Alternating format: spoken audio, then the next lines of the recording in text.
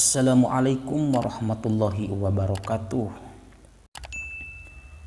Kehidupan Abu Thalib Al-Makki.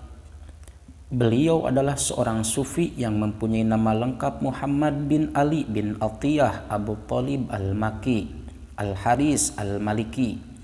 Beliau ini dilahirkan di Jabbal, suatu daerah antara Baghdad dan Wasilt, dan beliau tidak diketahui kapan dilahirkan.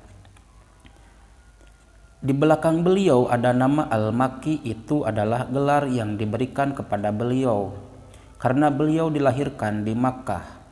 Kemudian beliau mendapat gelar Al-Haris karena beliau termasuk suku Al-Haris, salah satu kabilah Arab, dan beliau mendapat gelar Al-Maliki karena beliau bermadhab Maliki. Kehidupan Abu Thalib Al-Makki dalam sejarah para sufi tidak banyak terungkap tentang kehidupan dan pendidikan yang dijalani oleh Abu Thalib.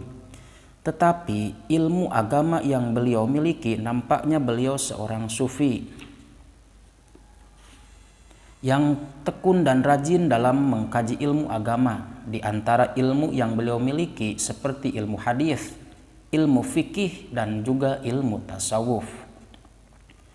Abu Thalib Al-Maliki memperdalam ilmu-ilmu tersebut kepada para ulama terkenal dan kepada tokoh sufi seperti Syekh Ali bin Ahmad bin Al-Masri, Abu Bakar Muhammad bin Ahmad Al-Jarjani, Al-Mufid, dan beliau mendalami ilmu tasawuf kepada Abu Hasan Ahmad bin Muhammad ibnu Ahmad bin Salim As-Saghir.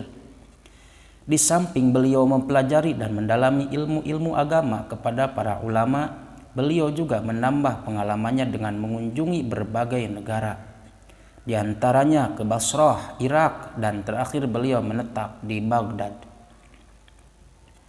Beliau mendalami ilmu tasawuf kepada ahli tasawuf Abul Hasan di Irak, dan ajaran tasawuf yang dipelajari adalah tasawuf salifiyah. Tasawuf ini bersumber pada tasawuf Sahab bin Abdullah Al-Tustari yang banyak diikuti dan populer di kalangan masyarakat Basrah. Setelah beliau merasa mampu untuk mengembangkan ilmunya, maka beliau pindah dari Basrah dan menetap di kota Baghdad. Dan di kota inilah beliau merasa kesulitan untuk mengembangkan ajaran tasawuf karena kehidupan tasawuf orang Basrah dan kehidupan tasawuf orang Baghdad. Kalau orang Basrah banyak menganut aliran Salimiyah dan orang Baghdad menganut tasawuf aliran Junaidiyah. Karena perbedaan inilah sehingga Abu Thalib Al-Maliki dilarang mengembangkan ajaran tasawufnya di kota Baghdad. Adapun pokok pikiran Abu Thalib Al-Makki sebagai seorang sufi, ada beberapa pokok pikiran yang dikembangkan oleh Abu Thalib. Di antaranya adalah: 1. Ajaran tasawuf dapat ditegakkan apabila telah memiliki dasar-dasar yang kuat. Untuk mencapai dasar-dasar tersebut diperlukan 7 macam perlengkapan yang harus ada.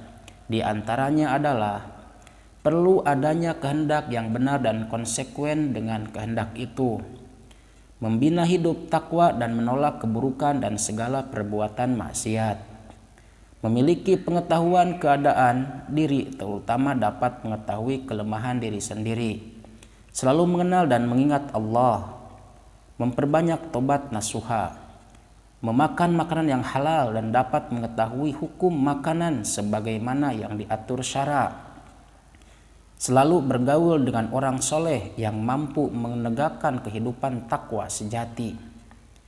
Kedua, ada 4 penyangga untuk memperkuat kehidupan sufi, antara lain: membiasakan diri dalam keadaan lapar, karena dengan lapar ini dapat memutuskan jalan setan melalui darah yang bersarang dalam hati.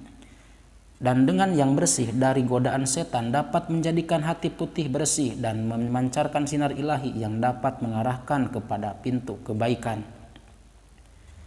Banyak melaksanakan sholat malam, karena dengan sholat malam ini akan memudahkan kita untuk mendekatkan diri kepada Allah Subhanahu wa Ta'ala.